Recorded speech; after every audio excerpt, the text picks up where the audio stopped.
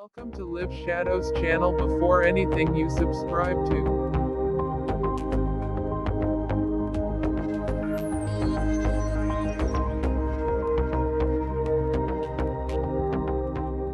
René Touque, a French researcher and psychic, has mentioned stories of ghost experiences in his books, some of which are related to Ms. B consulted with Touque regarding the sighting of ghosts. The following experience is related to one of his notes that he sent to Touque. In one of the cities of France, Mrs. B bought an old house belonging to the 17th century with her two sons and settled in this house on July 6, 1955. This house was in the form of old tins with a large garden that also had a prayer hall and an altar. They soon realized that there were ghosts in that house. These ghosts were related to the spirits that lived in that place in the distant past. One of these ghosts was the soul of a person who caused the death of a man in his life and suffered mental torment. In the conversation he had with the lady, this spirit told a long and sad story about the death of a man from hunger, thirst and cold in the dungeon, and felt that he had caused the martyrdom of that man with his vileness, negligence and carelessness.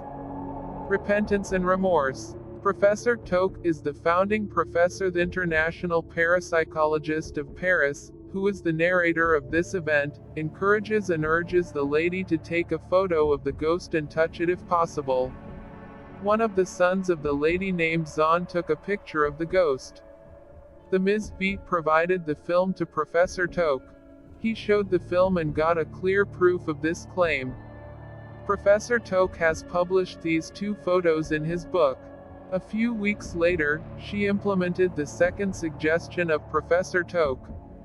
This woman writes as follows in her notes: "One night at the end of November, I saw off my son Gaston, who was going by train at midnight. It was around 2:10 p.m. when I returned from the train station, Moulin. When I entered the house, the most shocking event of my life happened. On that particular night, I didn't think about ghosts at all. Because I was very sad because of my son's departure. I entered the house before Jean, who had gone to park his car in the garage. As soon as I opened the door, I saw the ghost standing on the steps of the hall. Just where a year ago I had appeared. I froze in place, terrified. I finally regained my senses and was able to control myself.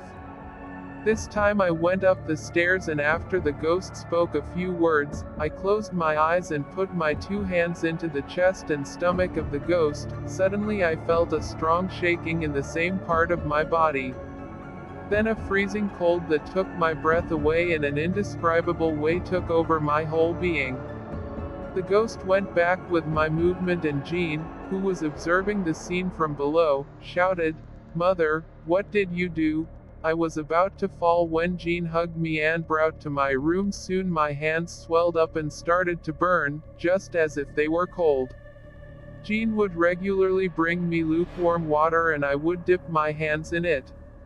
Little by little, the pain lessened and I fell asleep exhausted. Tomorrow morning I could not move my fingers at all, because my fingers were swollen. Jean managed to remove my rings with difficulty. For at least 2 months, my hands were swollen and numerous burns were clearly visible on them, which looked like a wound caused by a grip. Since then, the skin of my hands is damaged and they became very thick. I still sometimes feel pain in my chest and abdomen, that is, the same part of the ghost's body where I put my hand. But I don't regret my work at all, because for a long time I wanted to know if there was a skeleton under this cloud-like dust, and I found out that there is nothing, and the ghost is made of a kind of frozen vapor that is a little slimy." Professor Touque has confirmed the burn marks and swelling on Mrs. B.'s hand in Paris. Thank you, dear viewer. Don't forget to subscribe.